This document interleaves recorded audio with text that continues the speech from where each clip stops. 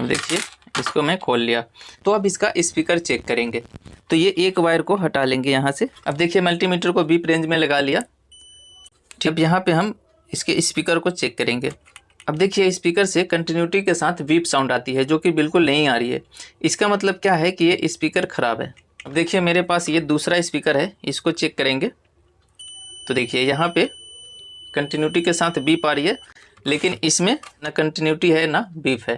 तो इसका मतलब ये स्पीकर ख़राब है। ये कि इस स्पीकर वायर को ये दूसरे वाले स्पीकर में लगाएंगे। देखिए फिर इसको चेक कर लेते हैं, कंफर्म हो जाएगा। देखिए मैंने दूसरा स्पीकर लगा दिया है। अब इसको लाइट में लगा के एक बार चेक कर लेते हैं। तो यहाँ पे देखिए लाइट में लगा दिया। अब देखिए इसको चेक करेंगे। देखिए बिल्कुल